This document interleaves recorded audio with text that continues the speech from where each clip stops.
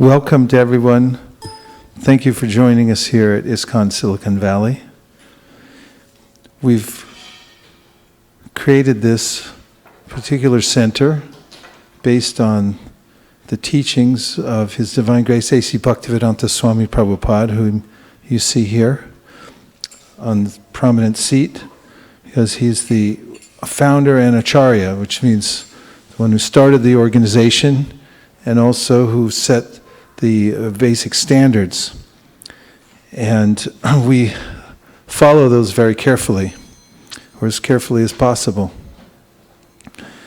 And one of the missions, one of the purposes, the overall mission of the International Society for Krishna Consciousness is to provide such centers so that people can come and associate with like-minded spiritual people who are endeavoring to make advancement on the path of spiritual life. And in the Bhakti scriptures, there are various tenets that show how to do that.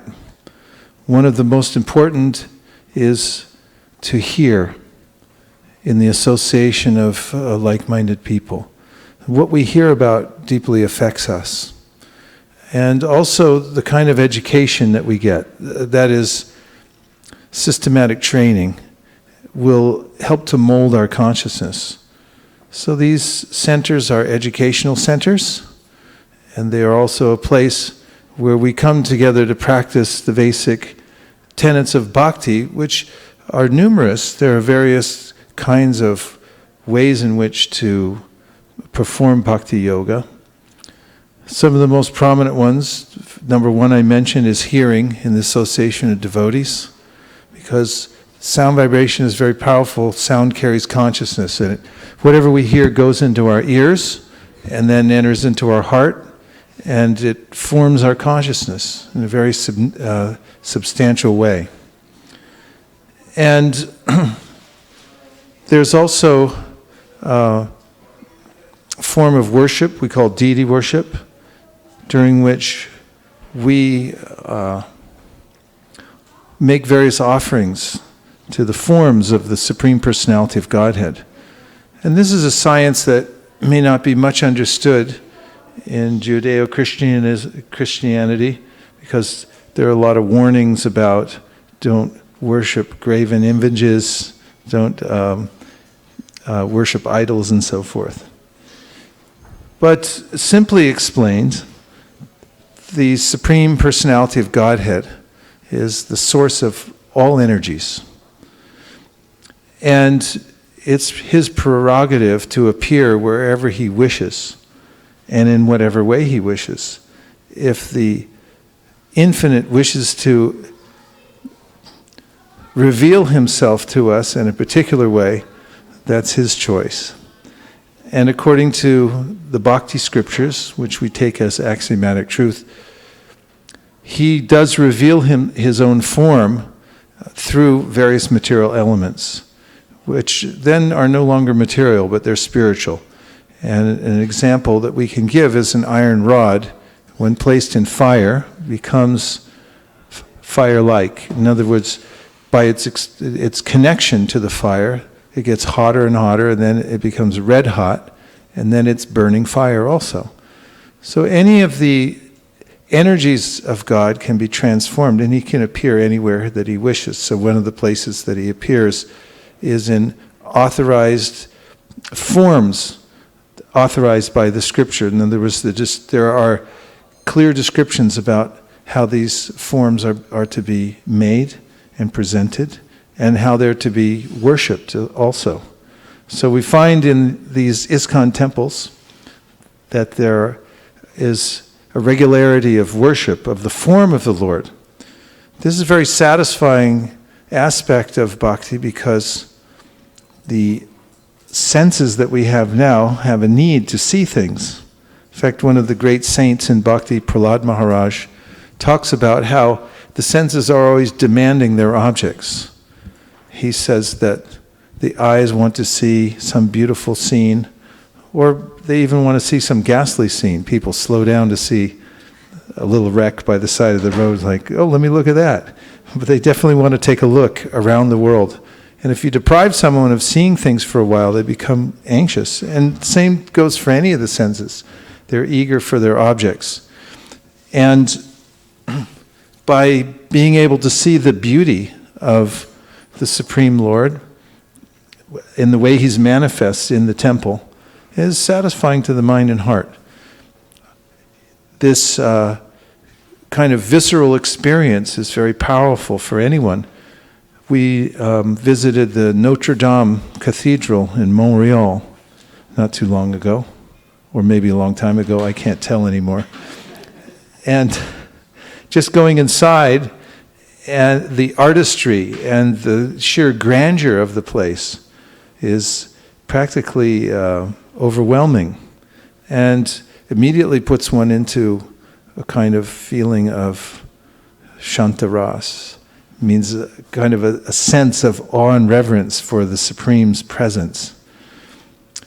And these kinds of experiences are very important for those of us who are walking around in the material world and getting a lot of exposure to all kinds of other scenes, which may affect us in a more material way.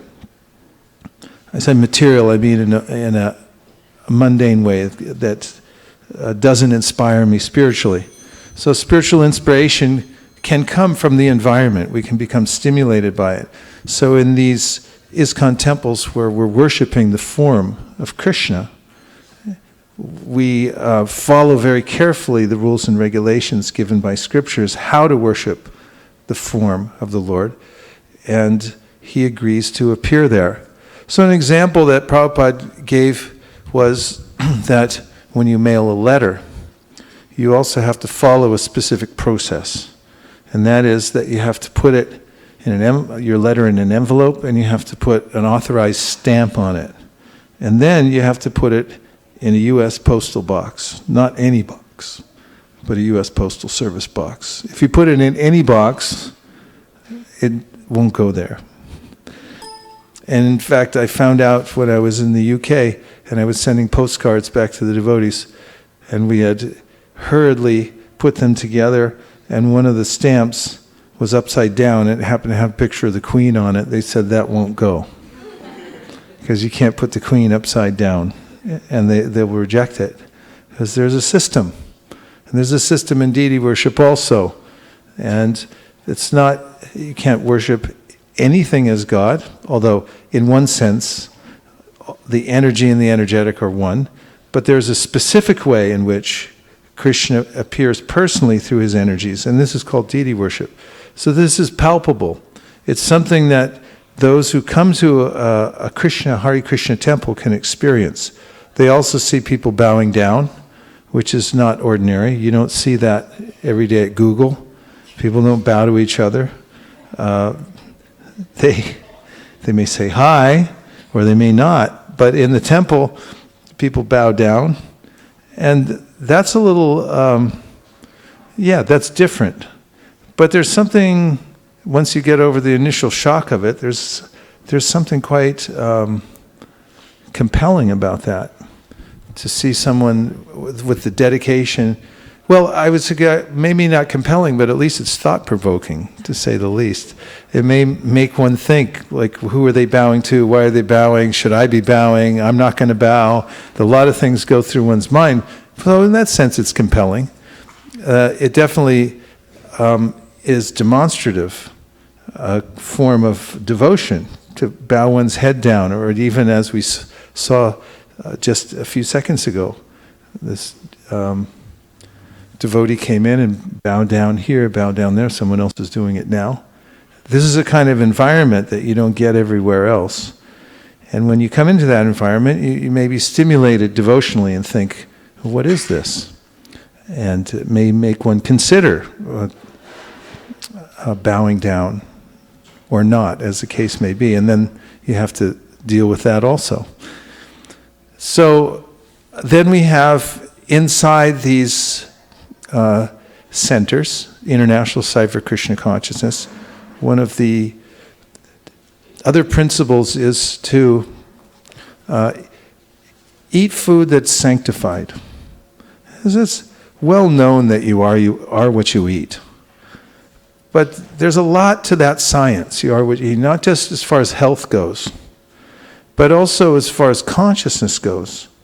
When anyone who lives a normal life centers that pretty much around food. In fact, the kitchen is generally the most important room in anyone's house. It's where everyone likes to hang out. And it's where people feel good. They come home and there's something to eat. They feel satisfied. It's comforting and so forth. Eating is a big part of our lives. And in bhakti, we do not deny the eating process. I mean, there may be some other kinds of processes in which people try to deny the senses. It generally doesn't work out very well because the senses are very demanding, they're powerful. In fact, the Srimad Bhagavatam, one of the foremost bhakti scripture, points out that if you try to deny the tongue, then it will double down and come back at you stronger. You may say, I'm not going to eat, and I'll just not engage my tongue at all. And then a few days later, the tongue will go back, okay, that's all right. But now I want 3 times as much as before.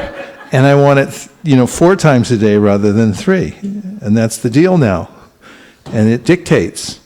It's very difficult to overcome. How does one deal with that? Well, there's a solution given in bhakti. And that is to engage the tongue, but in a spiritual way. So how do you do that? Well, let's gather some evidence.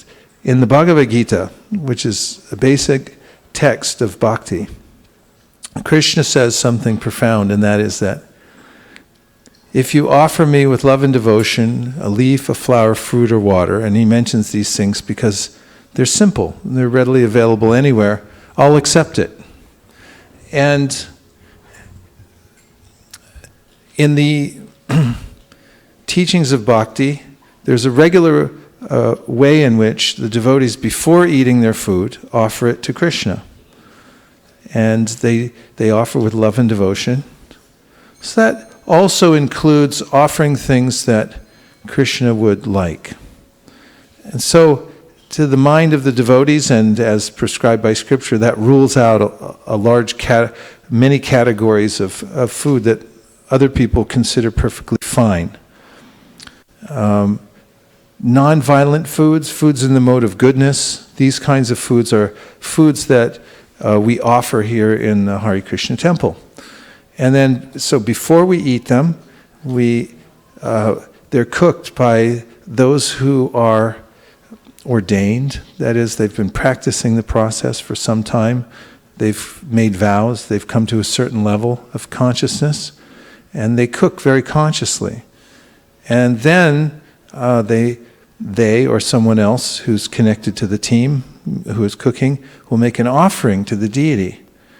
And that offering is out of love and devotion, certain prayers saying, my Lord, please accept this food. And so the result is that when Krishna accepts the food, it becomes what's called prasadam. And that's not ordinary food. It looks like ordinary food, may look like ordinary vegetables and fruits and so on, but it becomes transcendental. And it takes on the same vibration that of Krishna, because he's touched it. And whatever he touches becomes transcendentalized.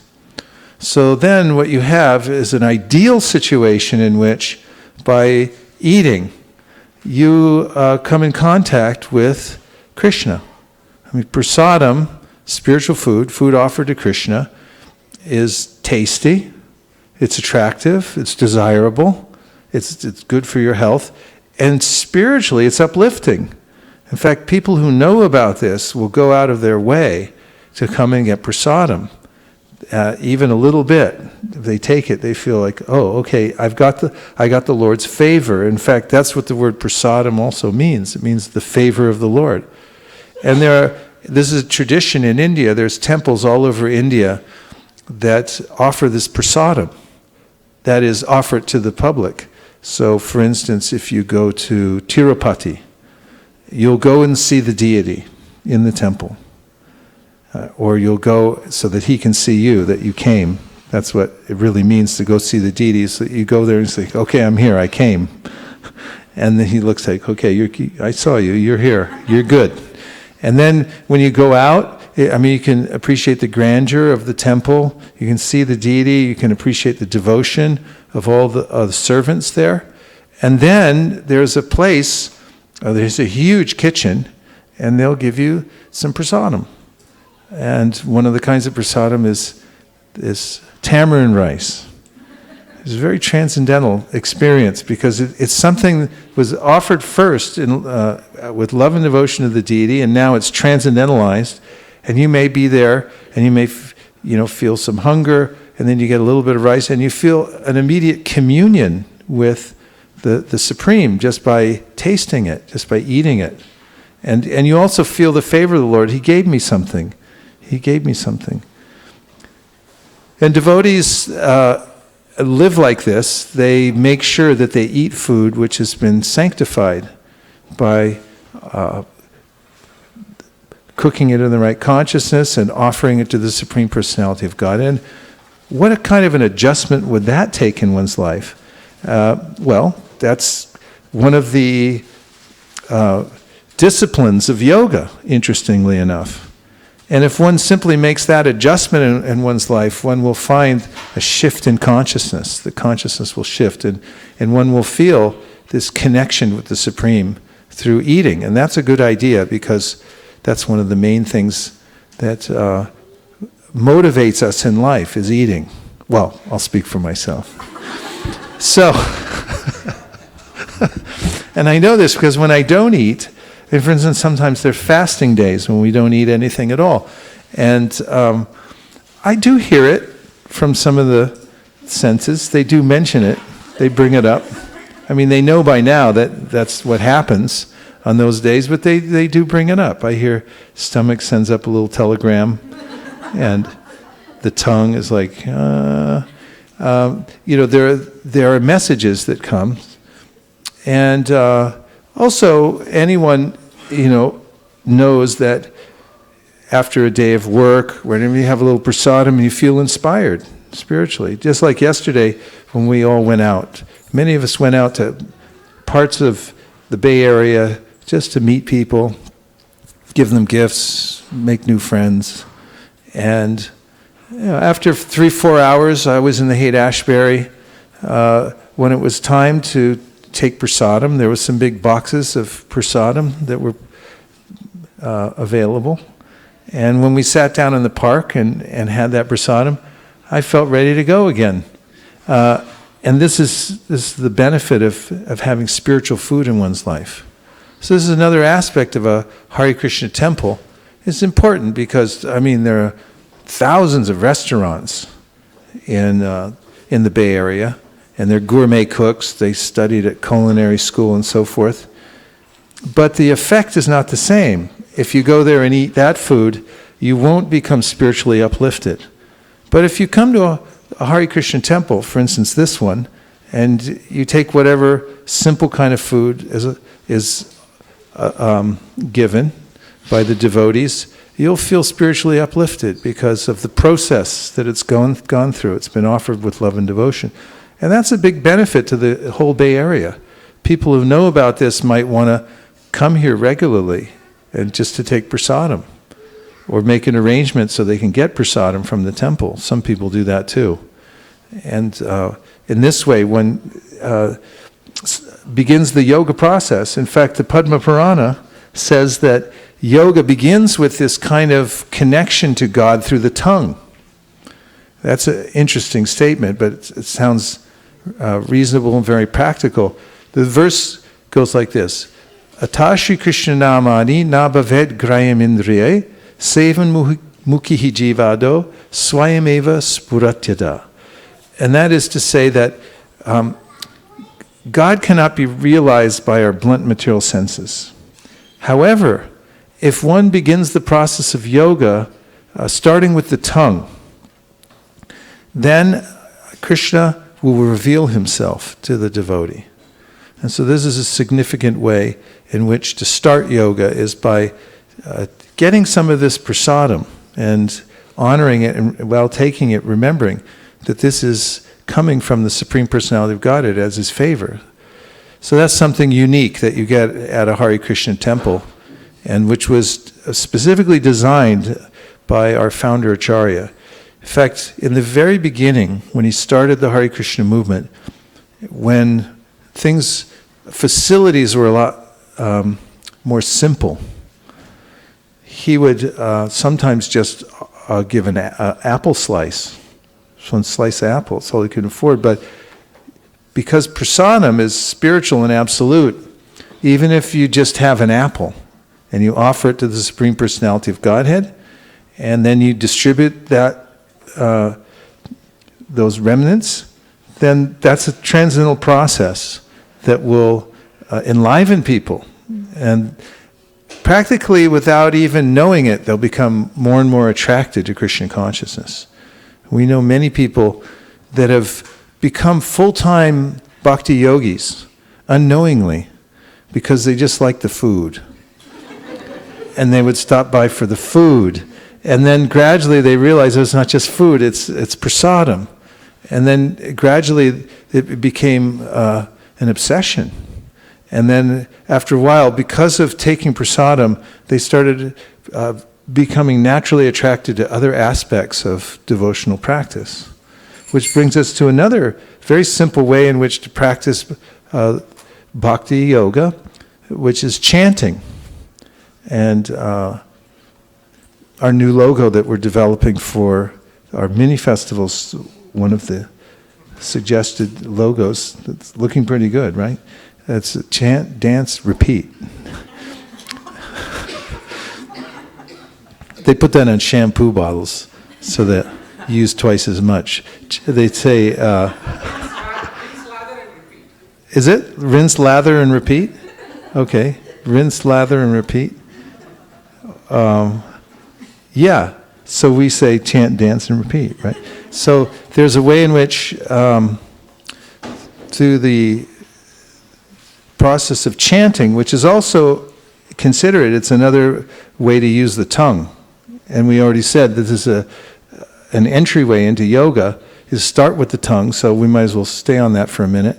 If you talk about any old kind of thing, it tends to wear you down. For instance, politics is a topic you could really get into. And unfortunately, by talking about politics, you never quite feel satisfied. I mean, there's a lot of baggage that goes with that, because the nature of politicians, the nature of politics is always changing. People are motivated for different reasons. There's different opinions. I mean, the very word politics, it means polarity. It pulls people apart. There's two opposing sides. And so that's something that might not be satisfying to talk about. There may be other worldly topics that one could use one's tongue to talk about that also would not be very satisfactory. But there's a definite indication in the Bhakti scriptures that if you use your tongue to repeat the names of God, then there's a very powerful connection between you and the Supreme Personality of Godhead that takes place. Just by that. And consider that there's no extra paraphernalia that you need. You don't have to invest in anything.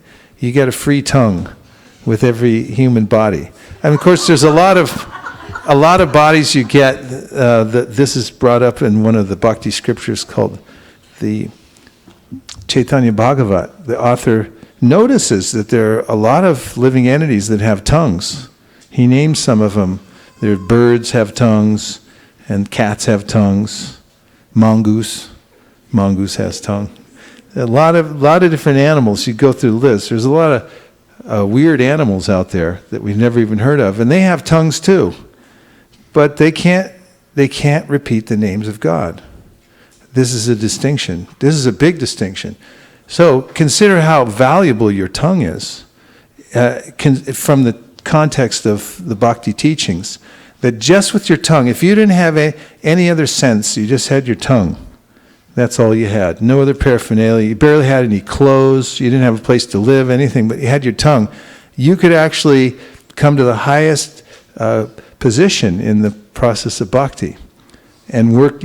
You could actually elevate yourself just with your tongue. Don't you feel fortunate that you have a tongue? Take a minute to appreciate it. Yeah, it's very valuable.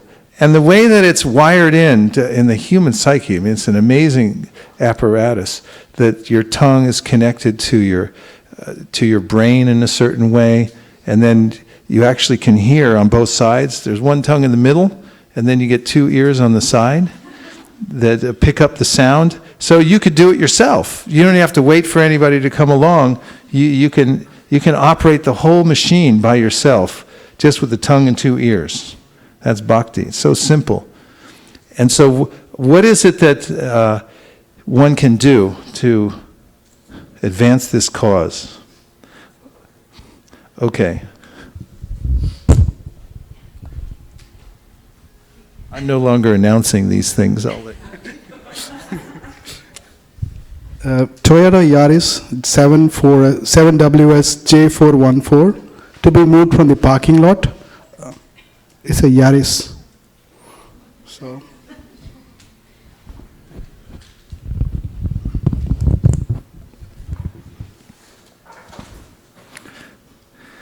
So this is the simplicity of mantra. The particular mantra that Sri Chaitanya Mahaprabhu recommended for repetition is called the Maha Mantra, and it's mentioned in the Kalisantarana Upanishad as a mantra that will help one overcome all of the anomalies in this present age. Sound attractive? But not very much? Yes. Okay. It sounds really good to me. I mean, here's a panacea, and it's free, and it's also available. All you need to operate it is just a tongue and two ears, and you figure, like, I have that. I don't have to spend the extra for that.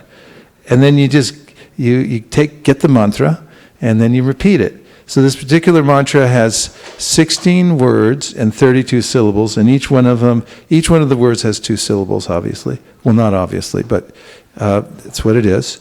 And there's 3 names. They're names of the Supreme Personality of Godhead. So first one is Hare. Hare.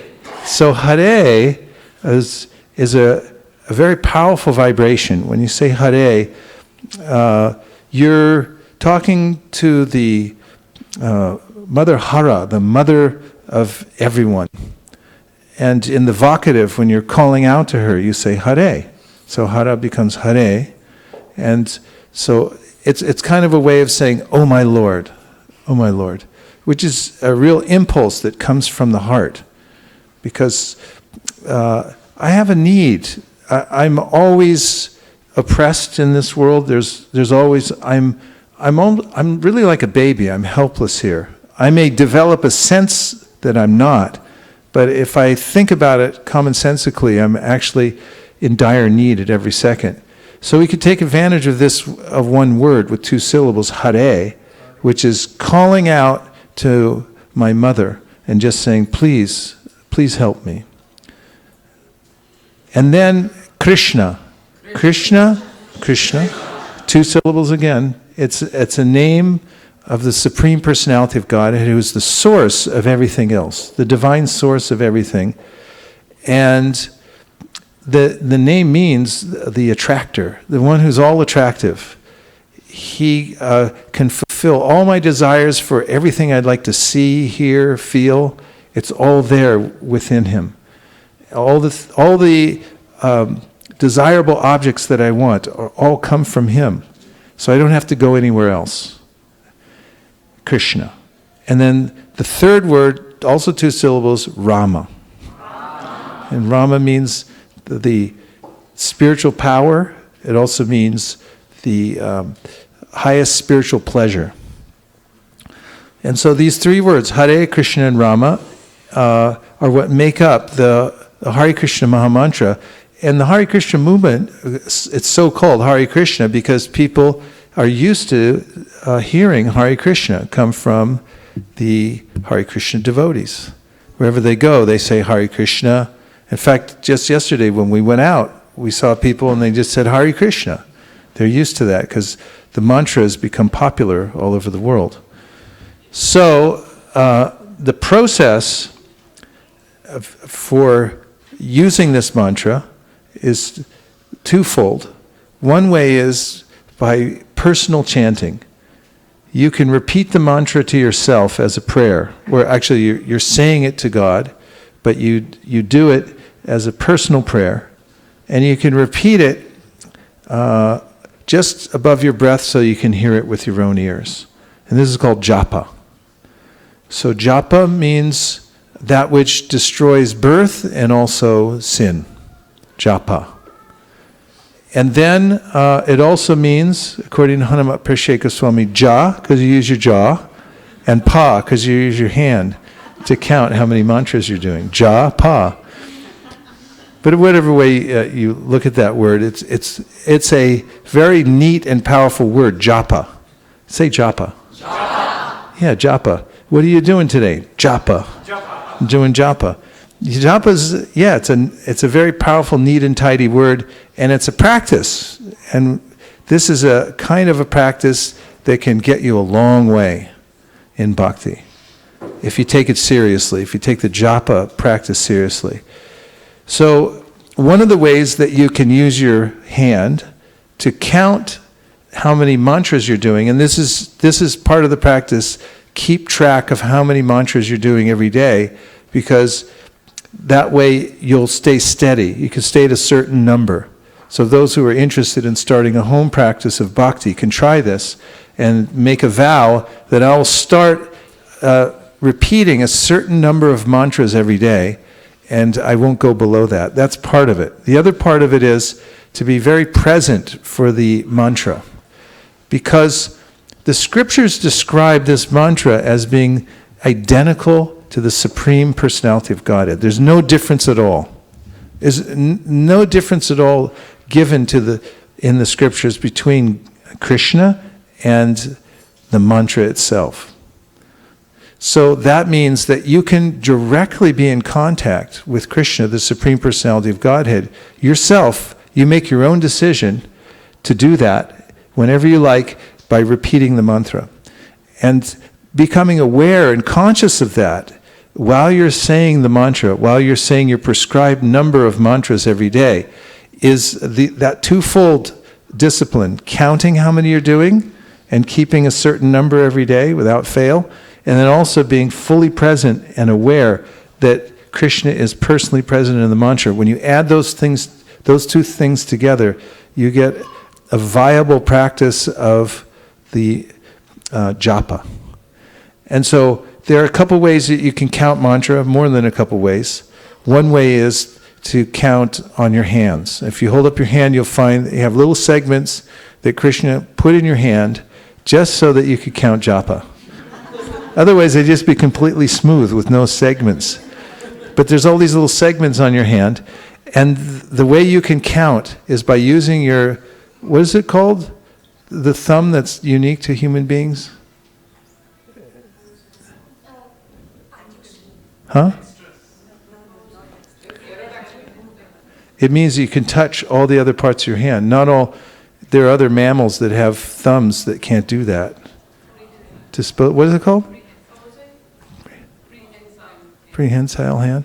Okay. In any case, it's pretty flexible, the hand. So that's another thing to be grateful for. You don't have to pay anything extra for it's thrown in. Because the human body, especially the Srimad Bhagavatam describes, it's built for bhakti. In fact, you could get a little, T-shirt that says "Built for Bhakti." Yeah, that's a good one. Write that one down somewhere. Built for bhakti. We'll get it, because people.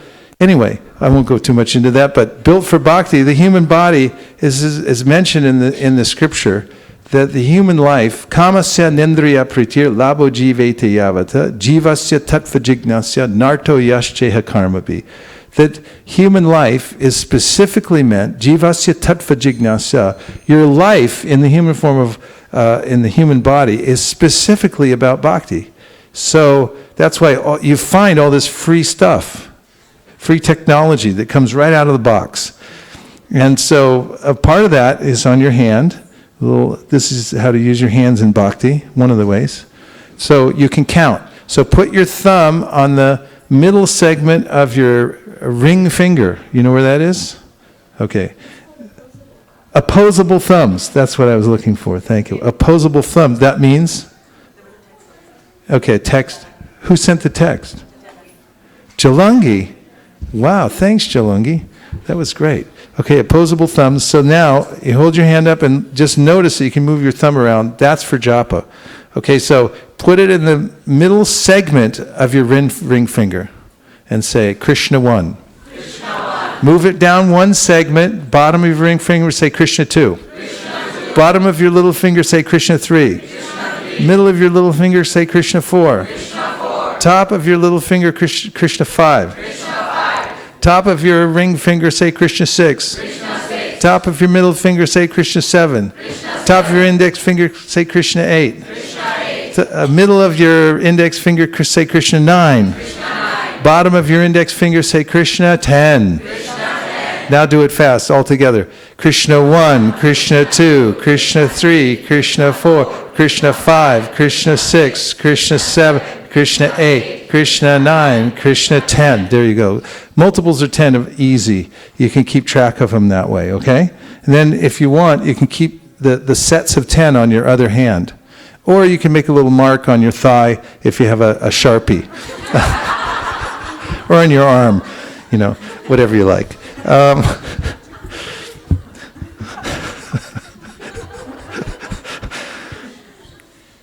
But I find this helpful. Chaitanya Mahaprabhu is known to have used this method when walking around, because sannyasis like to walk around. They don't necessarily like it. They do it as a service. They go here, there, and everywhere, and while they're moving around, they can use their one hand to keep track of mantras. And it's this is a good thing to collect mantras. Collect your mantras, save up your mantras, and stay set on your mantras every day. Because the mantras that we keep, the mantras that we use, are what mold our consciousness. And so if you use inferior mantras, you're going to have an inferior life. You'll have an inferior consciousness, which will lead to an inferior standard of life. If you want to raise the standard of your life, get a better quality mantra. So what we're advertising here is this is the highest quality mantra that you can get. So then you just have to start using it a lot. And the more you use it, and the more you're conscious of it, the more the quality of your life will increase. Okay, so let's try a multiple of 10. And we're going to do two aspects. One is we're going to count 10 mantras. We're going to chant together. But the other aspect is we're going to try three standardized ways to improve the chanting. So they're called the 3 Ps. One is called posture. And before I even said it, I see people sitting up. And just try, you don't have to overextend, but just try to straighten up just a little bit more than you were a second before. Now slouch again. Okay, now sit up. Now slouch. Now sit up. And it's amazing, just watching you, I'm thinking like, wow, they're more interested now. Now slouch, and I'm thinking, they're really not into this. Now slouch, up. Yeah, so in the same way, Krishna's kind of noticing, not necessarily your posture, but your consciousness. Is your posture, because interestingly, there's this mind-body connection, and the posture will affect your consciousness. And also, because it's a relationship, we're developing a relationship with God. If you sit up a little close when you're praying to Him, if you sit up a little straight when you're praying to Him, don't slouch in your body or in your consciousness. Be present. Then it's it's a much more polite thing to do. If you are talking to someone and then you suddenly start slouching, looking out the window, looking at your watch, and things like that, they'll really be hurt. They'll really feel hurt that you're really not interested in me. And Krishna is the Supreme Personality of Godhead, so he notices these things, very minutely, like how much I'm paying attention.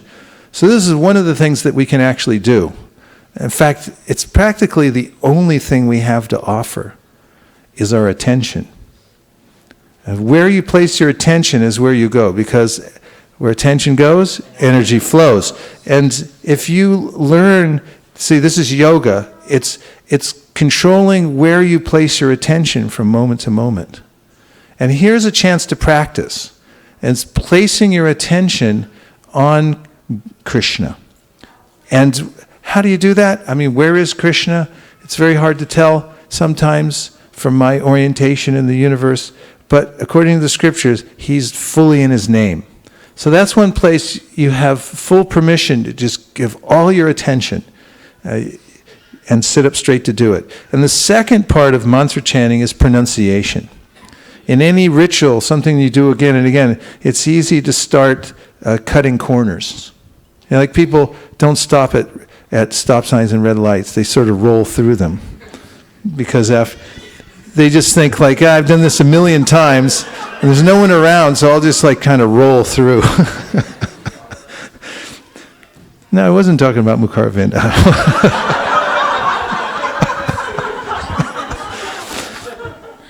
And anything we do, it's our kind of, but this is the way to, one of the mechanical ways in order to pay attention is don't cut corners on the pronunciation. Because there's a really strong mind-body connection between the tongue and the brain. And if all you do is try to pronounce the mantra with precision, then you'll raise your attention level towards the mantra. So that first one is posture, second one is pronunciation, and third is prayer. This one is also something that comes naturally to the soul, is prayer.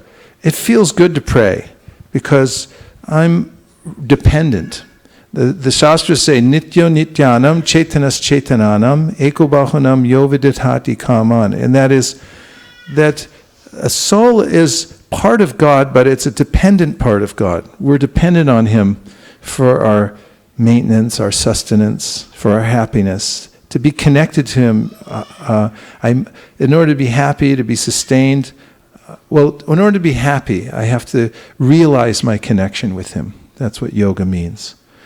And so prayer connects us naturally and very quickly to the Supreme Personality of Godhead. In times of need, we often pray and we feel some satisfaction. So to take time every day to put oneself in that frame of consciousness that I'm dependent, and call out, just the way a baby would call out, who's fully dependent on its mother in order to survive, for help. That's the third part. And you have to do that with your heart. So the three parts are pronunciation and prayer. Those three things.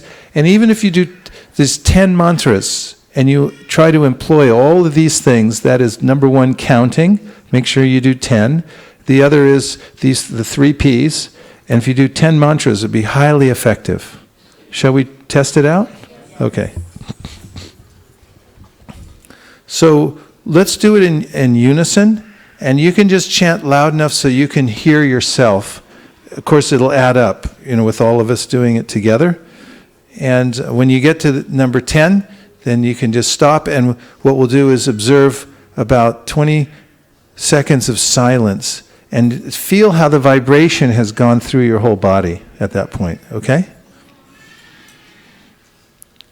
Hare Krishna, Krishna Krishna, Hare Hare, Hare Rama, Rama Rama, Hare Hare.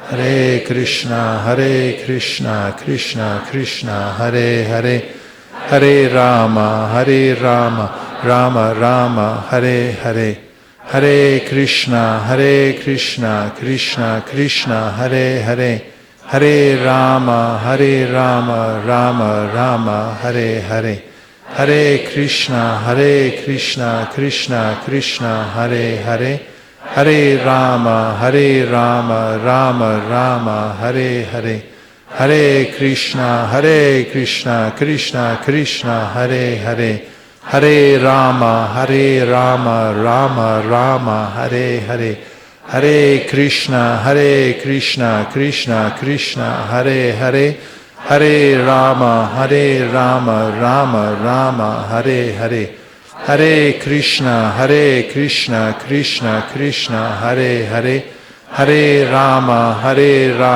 Rama Rama, Hare Hare, Hare Krishna, Krishna Krishna, Hare Hare, Hare Rama, Rama Rama, Hare Hare, Hare Krishna, Krishna Krishna, Hare Hare, Hare Rama, Rama Rama, Hare Hare, Hare Krishna, Krishna Krishna, Hare Hare, Hare Rama, Rama Rama, Hare Hare.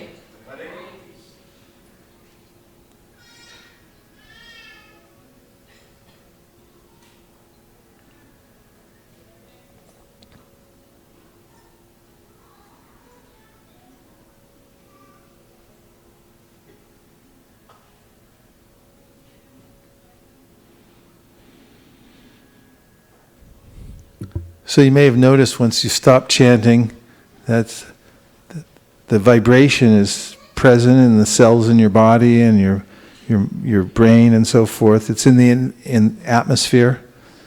So bhakti yogis dedicate themselves to a certain part of the day, at least, to chanting japa. And you can start off with any number that you like, and then you can gradually increase. It's like any other discipline, you'll start to get a taste for it.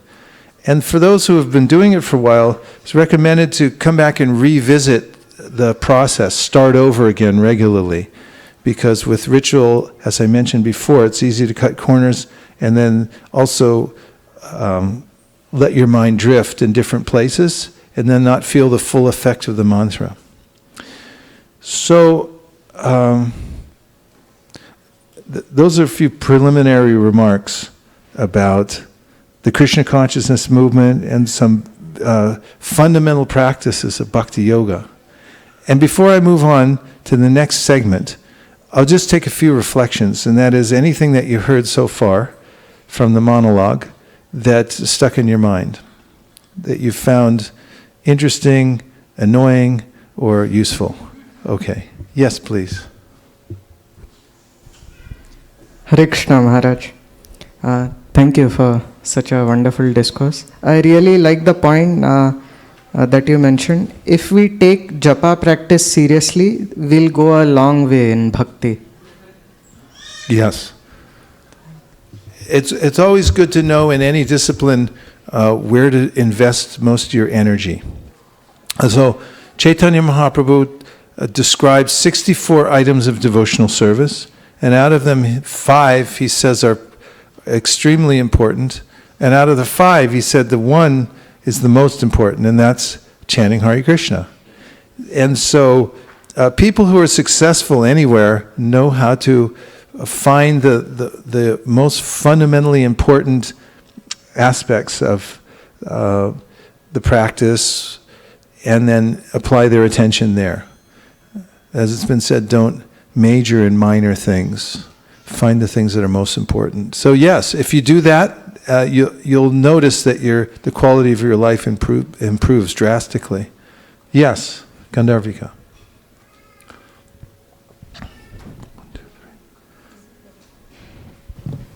Usually, so far I was just thinking that the difference between animals and human beings is they have the sixth sense.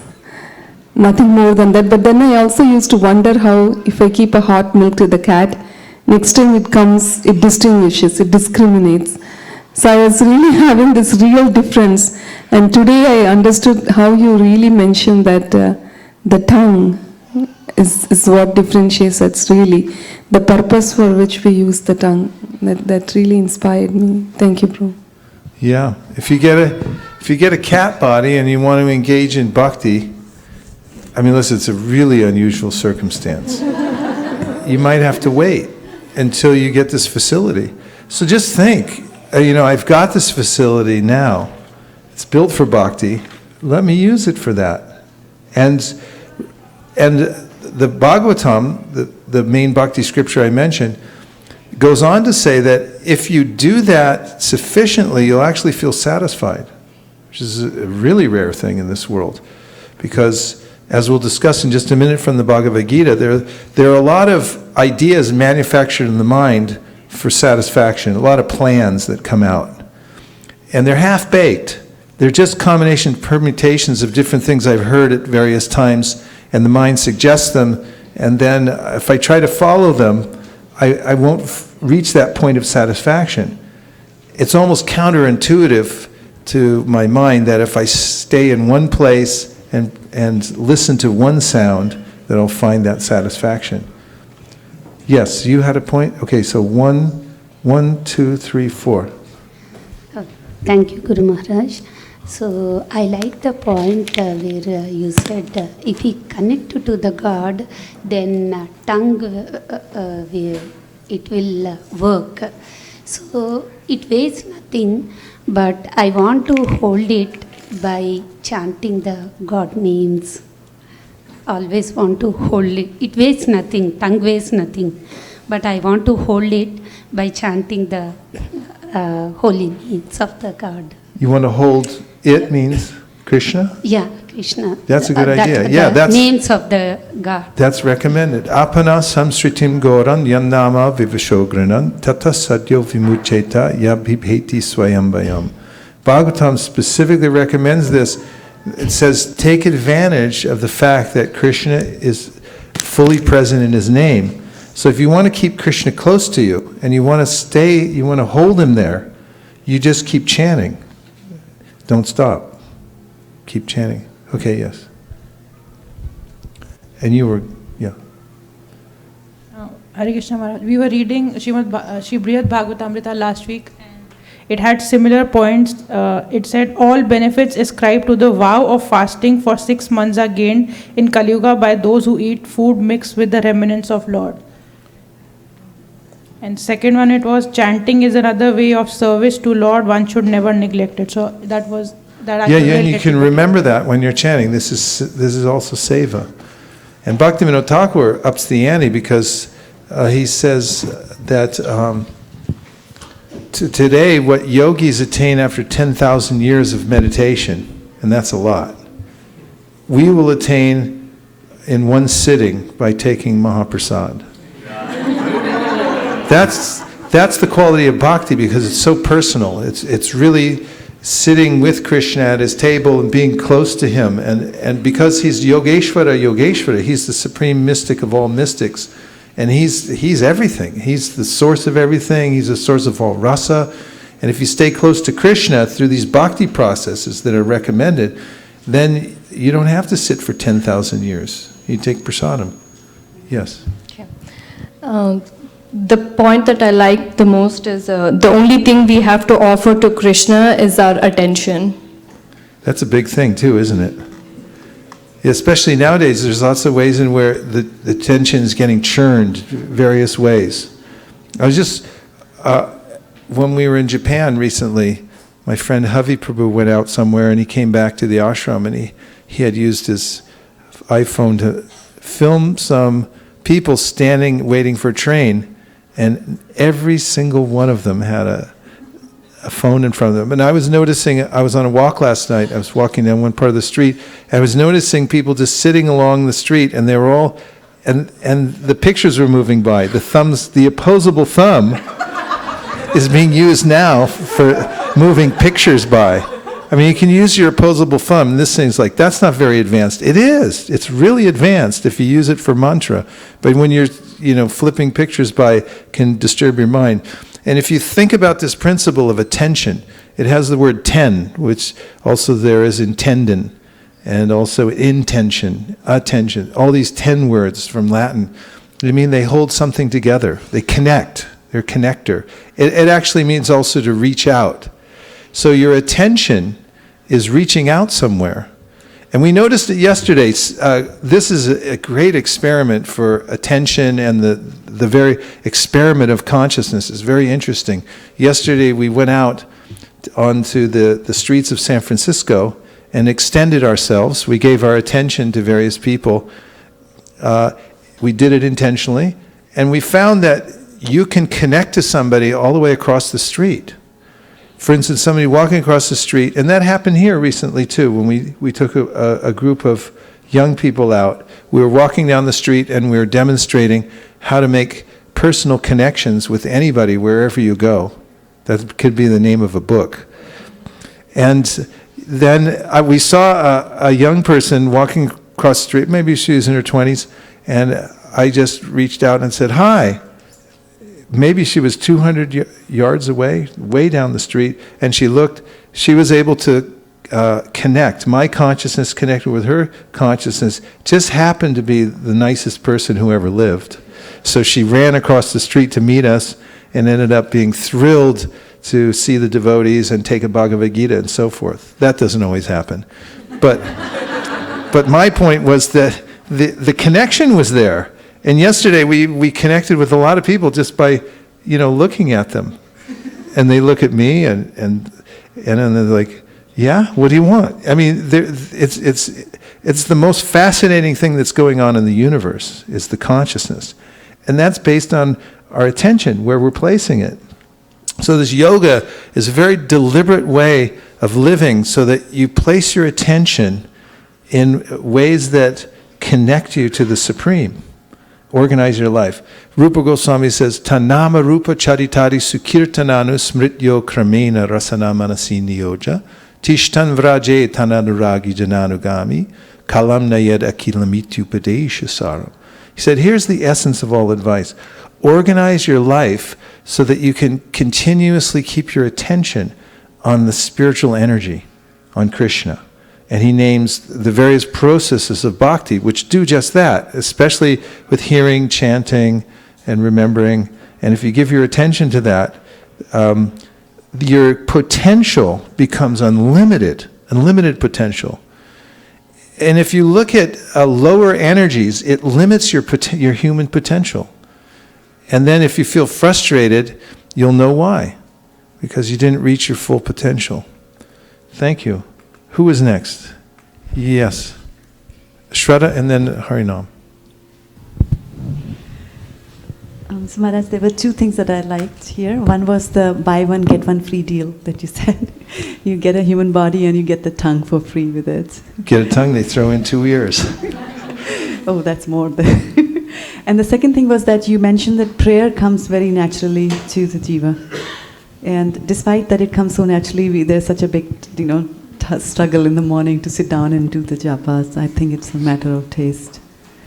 Yeah, you get a taste for it. That can be done. That can be done. One could get a taste through practice. And if it wasn't natural, you wouldn't be able to get a taste. But because it's a natural thing to actually pray to God, that when you start to develop it and purify your senses, then it becomes second nature. Yes. Hare Krishna Maharaj. In the beginning you spoke about the deity and how wonderful it is to take darshan. And I remember that Devamrita Swami advised once, it said, go and stare at the deity. So he said, maybe, your friends, you can stare at them for a little bit, but you can go to the deity and stare at them. And then you can also notice that it's actual a technology, it's a spiritual technology, because you'll be transformed if you come and stare at the deity. Actually things will happen, you'll sense it. And so it's really wonderful to have the deity. Yeah. So thank you for mentioning that. Thank you for bringing that up. And it reminds me, one of the things that Krishna just swallowed a forest fire in Vrindavan. We get these live feeds coming in. one of the things I really like about Hare Krishna temples, I mean, it's probably true with most temples and churches, but specifically I notice it because I spend a lot of time in Hare Krishna temples. But I notice that people come and just spend time there. I first started noticing this phenomenon when I was in Chicago a couple of years ago for a meeting. And in the morning, just after the morning Bhagavatam class, then there was a little interim time when we were supposed to take prasadam and then go to the meeting. And I just spent a little extra time with Shri Kishore Kishori because I used to live there and I was sort of brought up by those deities. And I say some prayers like the Brahma Samhita and a chapter of Gita and things like that. And then I noticed during the weekdays and other times, but even during the weekdays, there are people that would come in and they would just sit down in front of the deities and they would just sit there with their family for 5, 10, 15, 20 minutes, half an hour. And I started developing a real affection for these people, thinking, who are these people? They just come here and they just sit in front of the deity, come peacefully and just look at the deity. And thinking, I love these people. I wouldn't want to be with anybody else except for people like this who come and they just sit there and they're like, I just want to be with the deity. So I like them. And it's a really pleasant aspect of bhakti that you can go and you can just sit in the rarefied atmosphere of the temple. There's a new temple down in Chennai that was, the construction of which was overseen by His Holiness Bhanu Swami, one of the great devotees of the Hare Krishna movement. And it was such care and attention to the design of the temple and the deities and everything like that. And there's a lot of fresh air that comes to that temple. They put these vents, it comes off the ocean. Even on hot days, the air comes in. Very airy feel there. And lots of people from Chennai just come there and sit. And they'll spend 2-3 hours just sitting in the temple because you don't feel like leaving once you're there. And the deities are there, and the air is coming in, and you just feel this natural energy there. And we need that. The soul needs to be fed like that. You can't always be in a cubicle with pressure on you. You can't always. Cars are very stressful. We don't realize it because we drive them all the time, but they're very stressful. We're stress producing. We're turning corners. People are looking at us. What are you looking at? And shopping is another stress builder because this one that's not organic and is that twice as much and how much is twice as much? How do I know I should have learned it in algebra class, but I didn't get. There's a lot of different aspects that are stressful about the whole makeup of the material world, especially because I'm a spiritual being.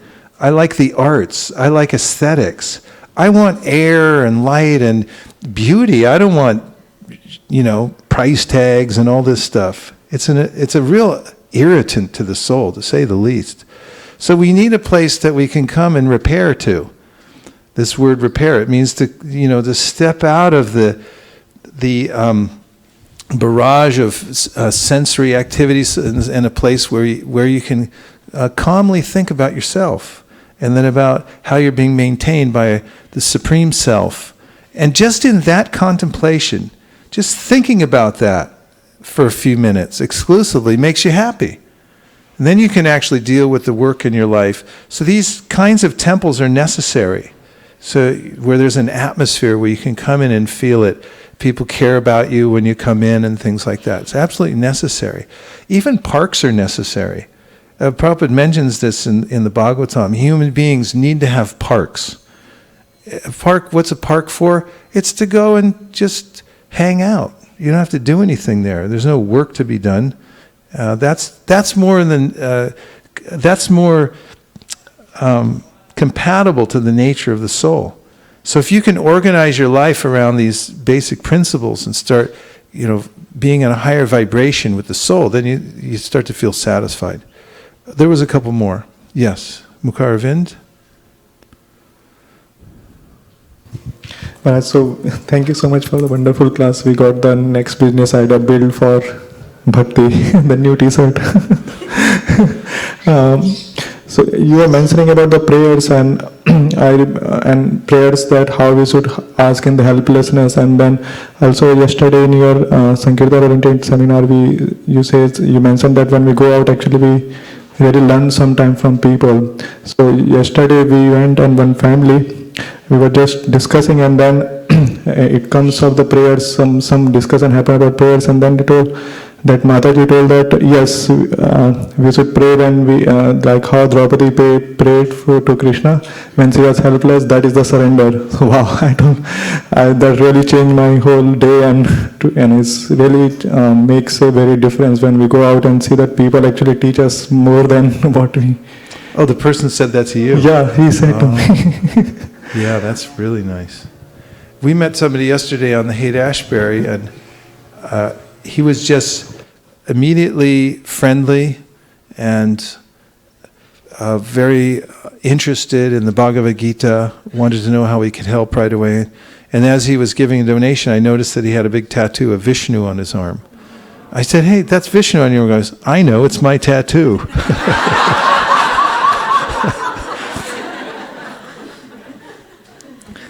And it's one of the ways that Mahaprabhu engaged his devotees was to go out into public.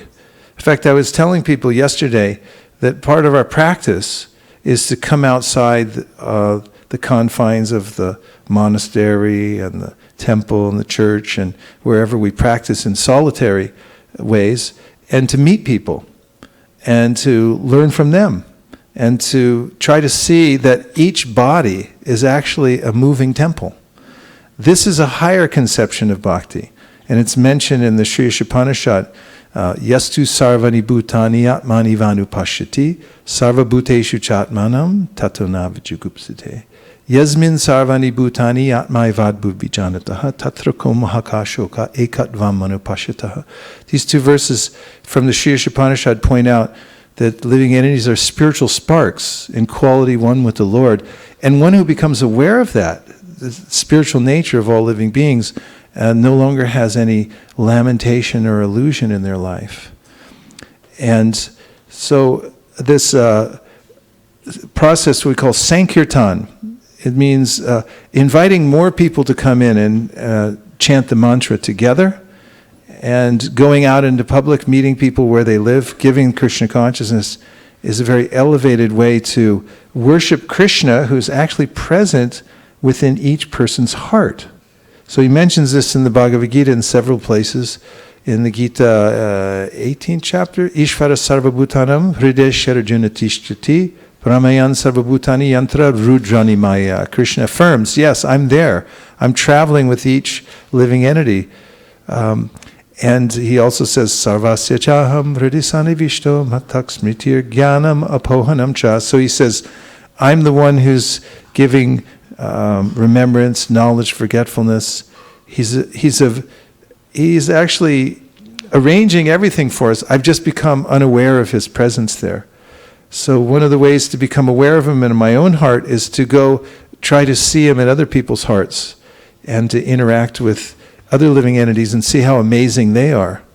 As Krishna says in the 2nd chapter of the Bhagavad Gita, the most amazing thing you'll find in this world is the soul.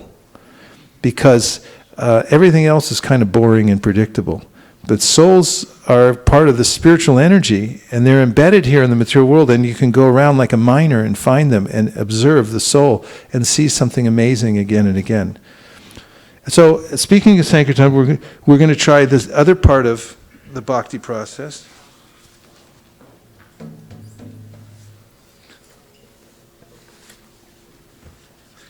Which is more than a little fun. It's not only effective, but it's engaging. It's something that we're using the universal language of rhythm. When you have a little rhythm and you have a little melody, you can attract anybody wherever you go without any philosophical explanation. And so the Sankirtan, the chanting that Chaitanya Mahaprabhu introduced, includes using rhythm, because we know that Chaitanya Mahaprabhu used mridungas, because right after they took their kirtan party public, the police came and broke their mridungas.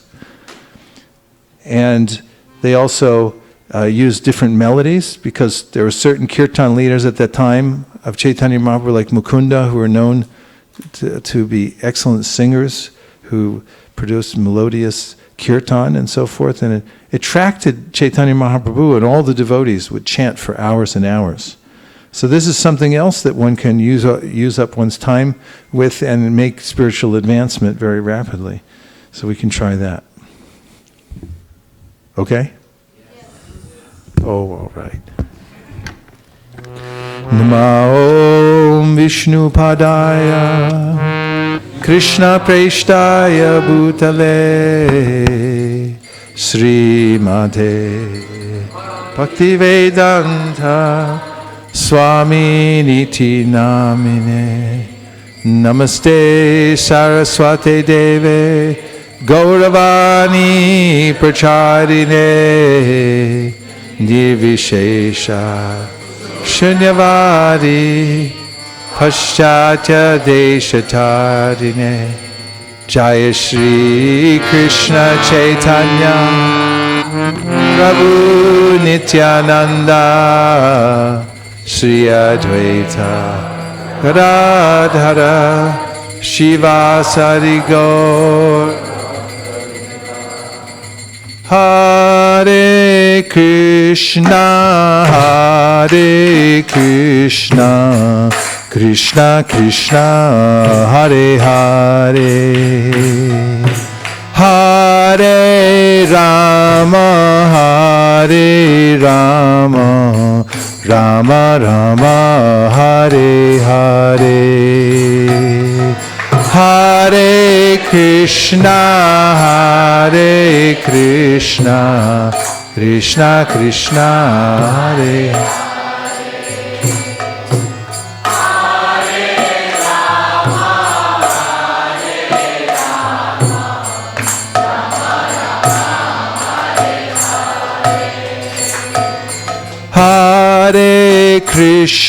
Hare Krishna Krishna Krishna Hare Hare Hare Rama Rama Rama Hare Hare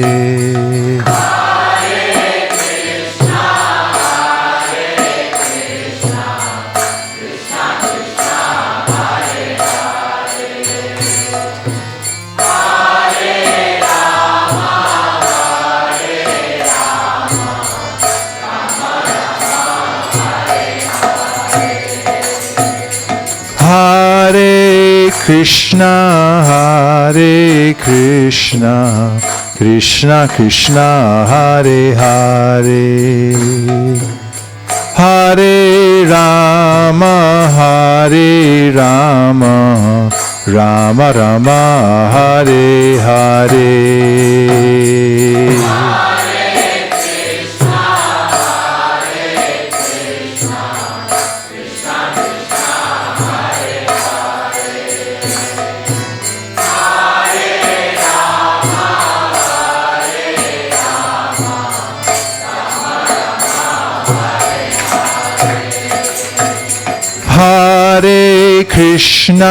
Hare Krishna Krishna Krishna Hare Hare Hare Rama Rama Rama Hare Hare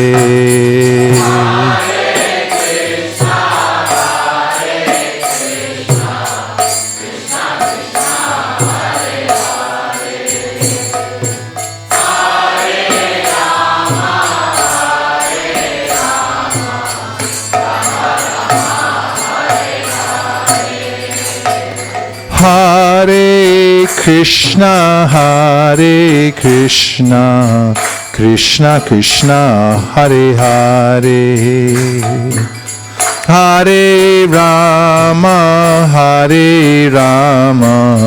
Rama Rama Hare Hare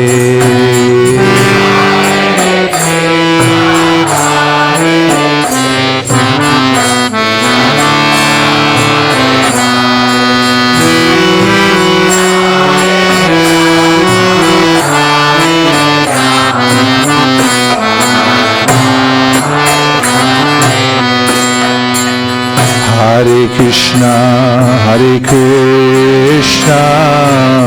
Krishna Krishna, Hare Hare, Hare Rama, Rama Rama, Hare Hare.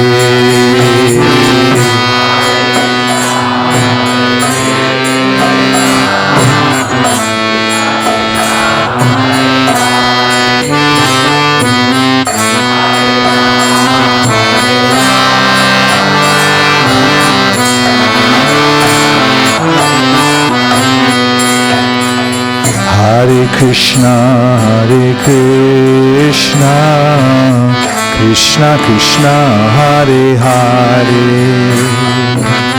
Hare Rama, Rama Rama, Hare Hare.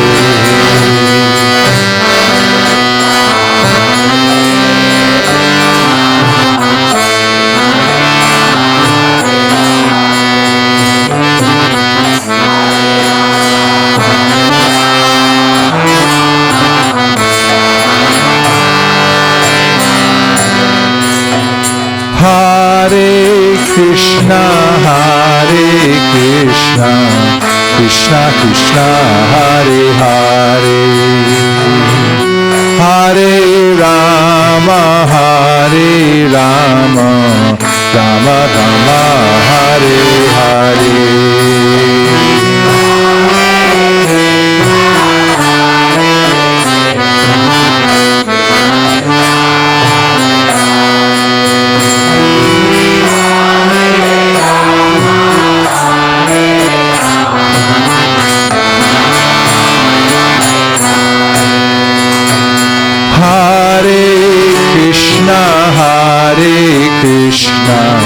Krishna Krishna, Hare Hare, Hare Rama, Rama Rama, Hare Hare.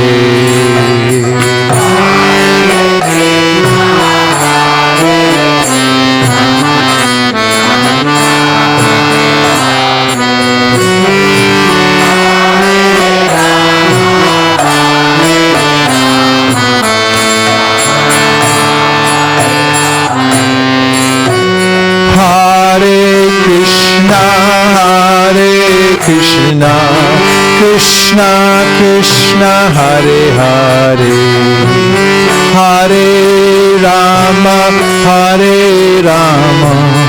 Rama Rama, Hare Hare.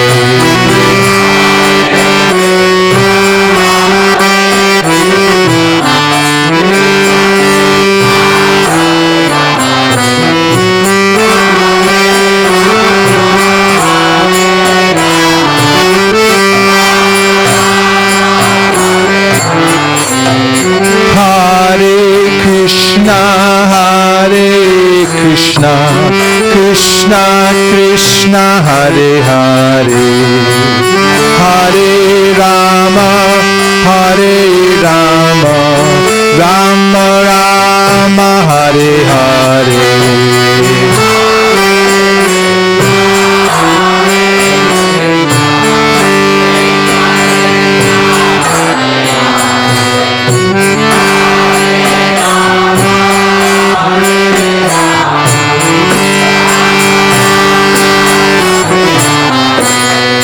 Hare Krishna, Krishna Krishna, Hare Hare, Hare Rama, Rama Rama, Hare Hare.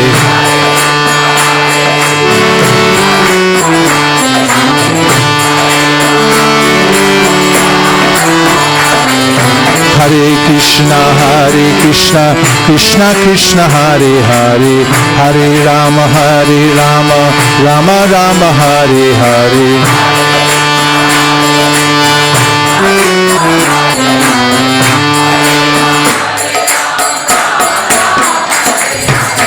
Hare Krishna, Krishna Krishna, Hare Hare, Hare Rama, Rama Rama Hare Hare.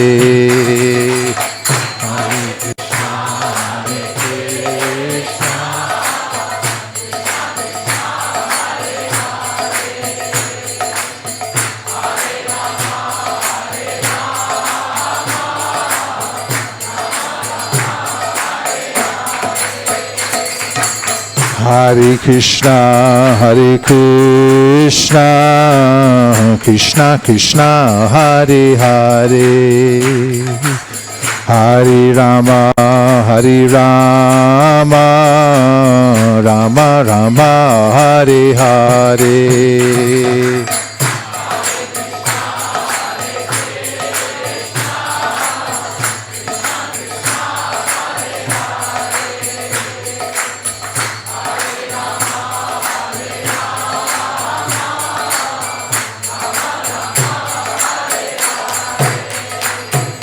Hare Krishna, Hare Krishna, Krishna Krishna, Hare Hare, Hare Rama, Hare Rama, Rama Rama, Hare Hare.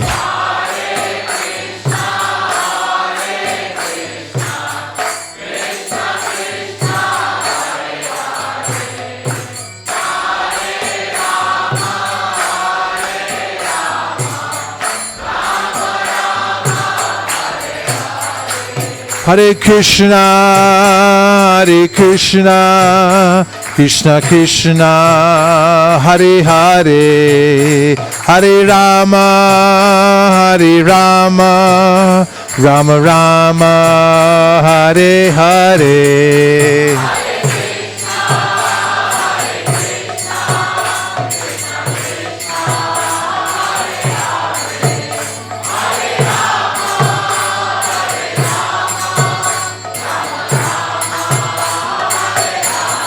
Hare Krishna, Hare Krishna, Krishna Krishna, Hare Hare, Hare Rama, Hare Rama, Rama Rama, Hare Hare.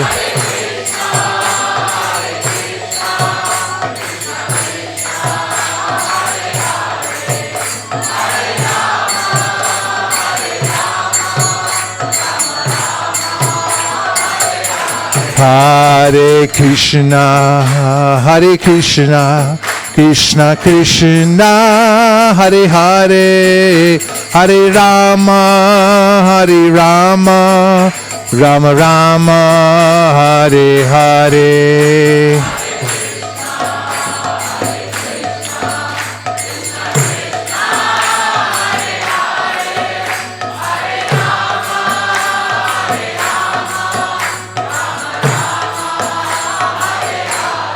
Hare Krishna, Hare Krishna, Krishna Krishna, Hare Hare, Hare Rama, Hare Rama, Rama Rama, Hare Hare.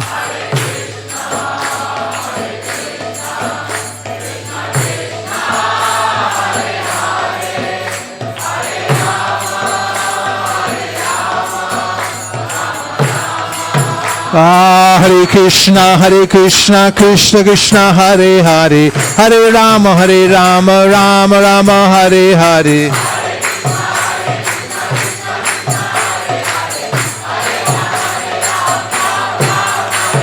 Hare Krishna, Krishna Krishna, Hare Hare, Hare Rama, Rama Rama, Hare Hare.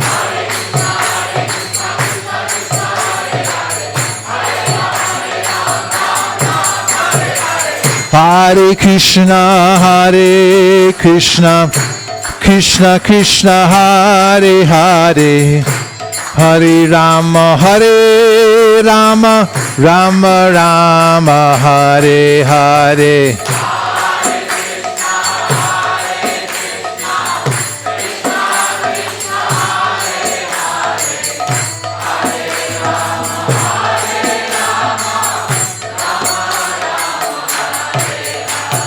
Hare Hare Krishna, Krishna Krishna, Hare Hare, Hare Rama, Rama Rama, Hare Hare.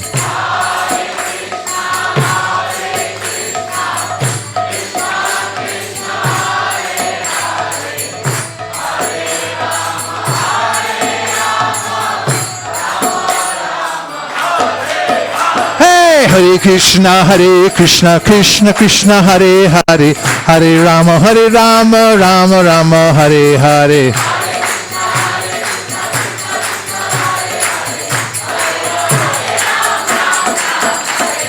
Hare Krishna, Krishna Krishna, Hare Hare, Hare Rama, Rama Rama, Hare Hare.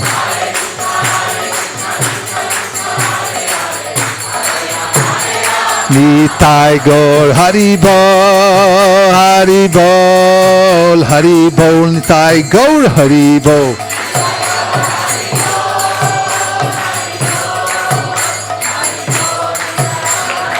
Jaya Jaya Prabhupada, Prabhupada, Jaya Jaya Prabhupada.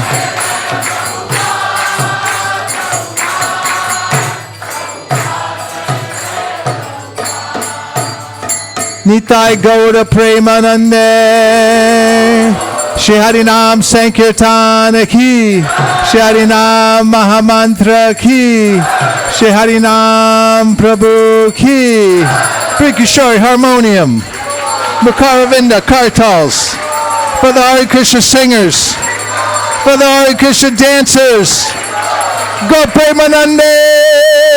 Nitai Gaura Hari Bol, Hari Bol, Hari Bol, Nitai Gaura Hari Bol.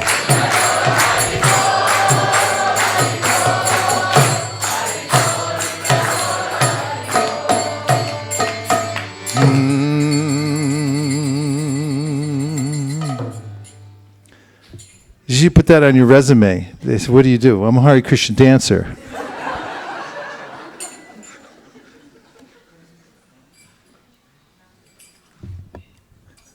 Now we'll try an exercise in yoga that's really easy. You move up by 7.2 inches. Anybody European or Indian, you can recalculate that into centimeters.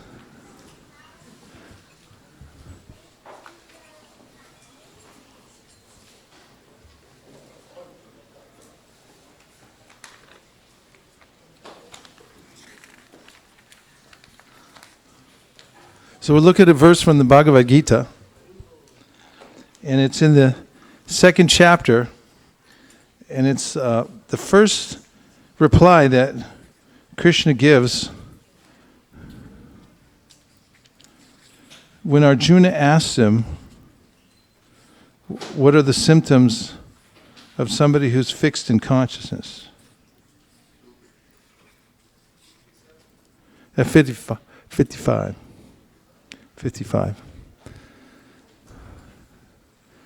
2.55. So it's important in any practice to be able to observe one's own progress. Also, if you're looking to associate with people who are advanced, you might want to know some of the symptoms of advanced consciousness. This is one of them, and the reason I thought this would be a nice verse to look at briefly is that there's also a practice involved with this. While we're doing the other activities that I mentioned, and I'll get to that in a second, let's hear the verse itself. I'll say, please repeat. Shri Bhagavan Uvacha Prajahati Yada Kaman Sarvan Partha Manogatan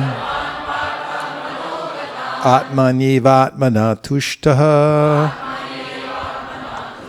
Stita Prajnastadochite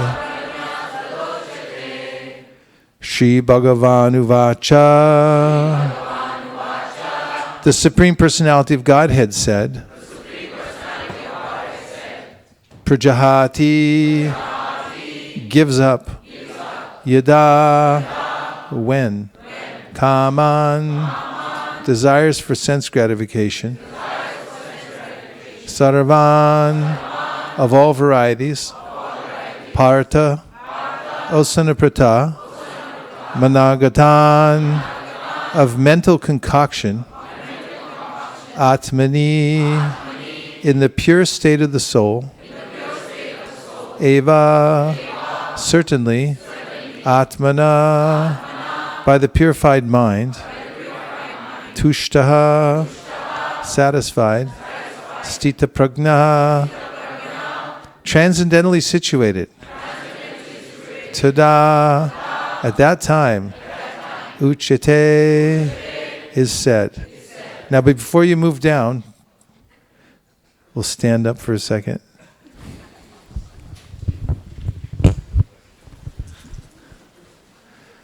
Just raise your hands in the air as high as you can and say the name Gauranga. Let's try it again. Raise your hands as high as try to touch the ceiling and say Gauranga. Okay, one more time. 1, 2, 3. Now everyone from here, see this row down here? On this side, you say Gauranga and everyone be quiet and you raise your hands in the air and say Gauranga. On 3. 1, 2, 3. Okay, from this side all the way over, you say Nityananda.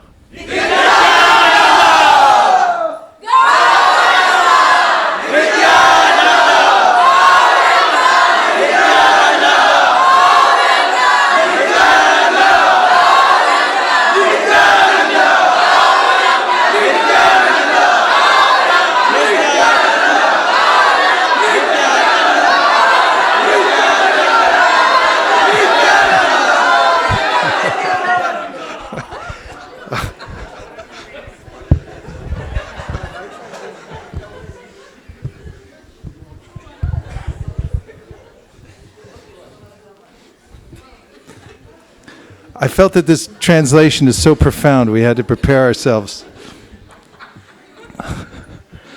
So let's have a look at it. This is the Supreme Personality of Godhead speaking, so we get the highest benefit just from hearing any of his statements. And this is one we can live with. We can take this, we can integrate it into our practice, and we can thrive.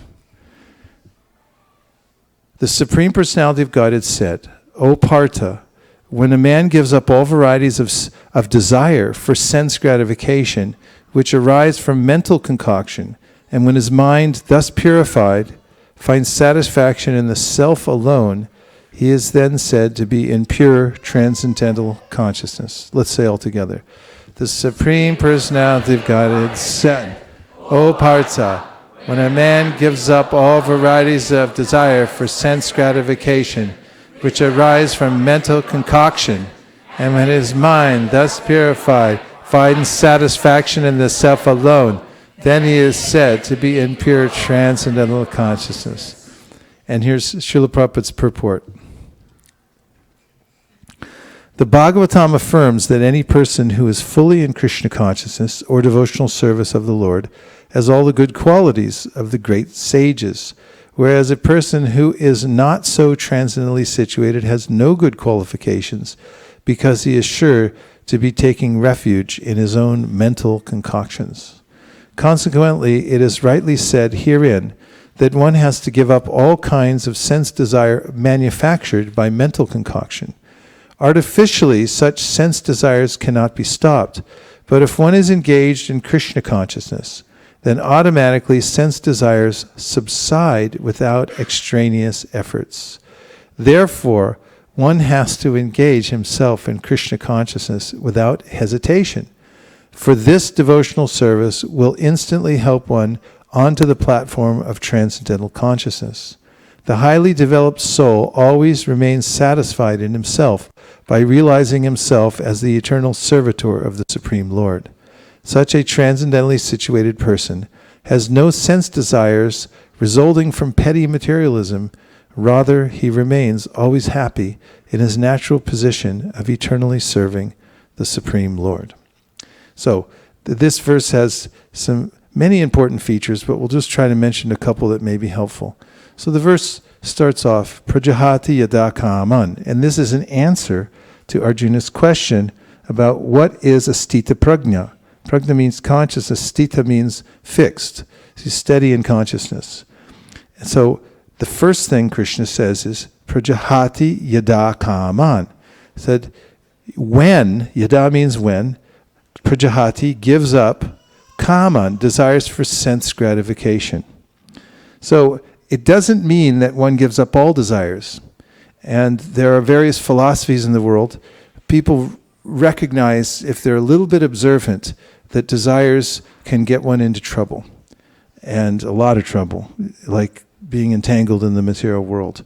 So some philosophers say that let's just do away with all desires completely. We'll become zero. And so Prabhupada's given an example that a man's son has a fever and it goes up and up and up. It's 107. He takes him to the doctor, and then the doctor says, "Here, I'll get rid of it." And he gives him an injection, and the son dies. And the father's looking, and he says, "It looks like he's not moving." And he said, "Yeah, but his fever's gone."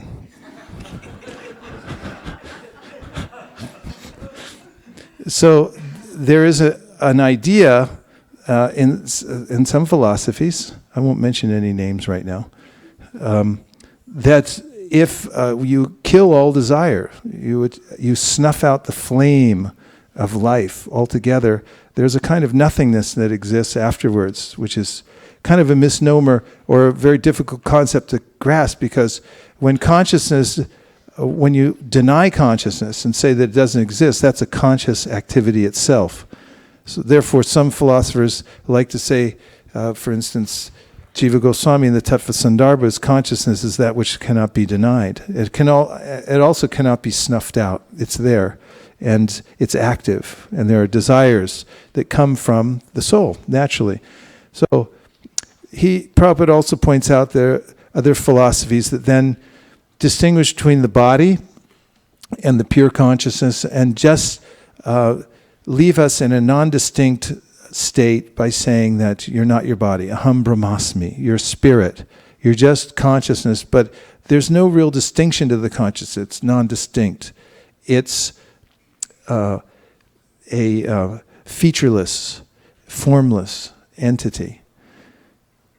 And Prabhupada points out in a practical way that we can't be satisfied with that, because in a practical way, if we try to simply take shelter of something amorphous, we will eventually come back to the forms of the material world, because we're interested in variety, because we're interested in enjoyment, and variety is the mother of enjoyment.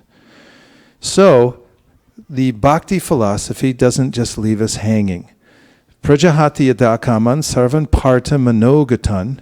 And this next line tells us where these ideas are coming from, and that is from the mind. Mana means the mind, and gatan means to go. So the mind's going, and it's compared to a factory. It manufactures ideas and plans and desires. And there's a constant supply of these that come out from the mind.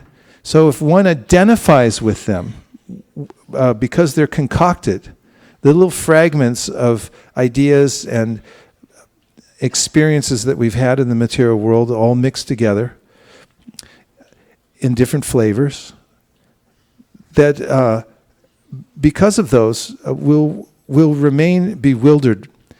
However, if one instead, the next line says, Atmanyeva Atmana Tushta, instead we take shelter of the self, the consciousness within, and also the supreme self that maintains us, then Tushtaha will feel satisfied. Stita pragnasta dochite. So he says, this is what's called fixed in consciousness. This is what it means to be fixed in consciousness. That you're able to find satisfaction within the self. So there are desires within the self, but when we become purified, we experience those pure desires. So how does that happen practically? Prabhupada gives this example. He says that the mind has plans for enjoying in the material world. And if you take any one of those plans that the mind produces, because it's a concoction, they won't lead to anything that's tushta or satisfying. On the other hand, Krishna and his channels, as Prabhupada says, Krishna has channels that he works through in this world that you can take advantage of. Scripture, the spiritual masters. And if you pick up your plans from there and you follow those plans, then you can be connected to your higher self and to the super soul. This is called Buddhi Yoga, and there's a way in which you'll feel satisfied by that. The concoction of the material world is sometimes compared to the person who, you might see this in India, people sometimes they have boats, and when they have to go upstream, they connect a rope to the boat, and then they have to walk up the bank and pull the boat up to the next dock. And so the boatman then, as he's walking, and he's thinking, once I get my boat company going here, I'm going to make a lot of money. And when I do, I'm going to put pillows all the way up and down the bank. So wherever I walk, it'll be soft and I won't have to walk on the sharp rocks. But what he doesn't know is that once he becomes wealthy from his business, he won't have to drive a boat at all. He can renounce the boat. He can have a whole different activity. But Prabhupada gives this example to point out that the concocted ideas within the mind simply give us the recycled ideas for different kinds of toil in the material world. But the plan of Krishna, by taking his instructions and his ideas for the way to live one's life, one can transcend all of those and come to one's natural transcendental position as a spiritual soul that's full of Sat, Chit, and Ananda. So it's a great science of how to control the mind. Krishna talks about it in the 6th chapter of the Bhagavad Gita, and he says that through practice and detachment, one can gradually control the mind. Otherwise, he says, if the mind is unbridled, then it simply causes havoc in one's life. And this example, this metaphor of bridling a horse, so he says unbridled, so what do you bridle? A horse, right? A horse is mentioned also in the Srimad Bhagavatam, that you have to train a horse before you can use it. Because horses, when they're wild, don't like you to ride them. They'll kick you right off. And once you train a horse, there's a very nice relationship between humans and horses. Horses actually like humans. And I know humans that really like horses too. And they can live together. And they can actually cooperate in a very nice way. But as Chaitanya Charan Prabhu once pointed out, that you only get one mind. So you should train it. I mean, it's your mind. You're stuck with it. So you better train it. Otherwise, if it's like a wild horse, you're in for... You can't even use the horse. And it'll just cause you lots of problems. So by practice, and I've already mentioned some of the practices, but one of the ones you can hook onto this verse is the practice of chanting. To spend some time not engaging the concocted ideas that are coming from the mind, and while chanting your japa, take shelter in the sound of the holy name and also the awareness that you're a soul beyond the body and that you're being maintained by the Supreme Soul. If you take some time in that, then, as Krishna says in this verse, you'll feel satisfaction from the practice. And just being aware of the fact that the mind is churning many ridiculous fragmented ideas, concocting things, and that you don't have to tune into it, is helpful in and of itself. And the second thing Krishna says besides practice is detachment. You have to practice detachment, he said, from the mind. And this comes in what's called sadhana. Sadhana means that you show up for your chanting of Hare Krishna and the other parts of the bhakti process that you've signed up for, and you do them every day no matter what the external circumstances are. However they're changing, you do it anyway. This is a kind of detachment. And if it's cold out, you still do your duty. If somebody in the family dies, you still go on with your duty. You remain a little detached and stay attached to your practice. You go on doing it on a regular basis. And the other thing that you have to be detached from is the fact that you're not advancing as quickly as you had hoped. Because there may be a way in which that I'm used to getting things very quickly, and if I'm a little detached and I simply trust the process, I understand, because this is coming from a transcendental position and I'm following it carefully, the result, as Prabhupada says in the light of the Bhagavad, is sure and certain. Therefore, don't become impatient. And definitely don't freak out. You have to stay with the process and be a little detached, even from your own anomalies, your own inefficiencies. Don't become too entangled in those and become disturbed by it. And go on with the sure process, which is what comes from Krishna's teachings.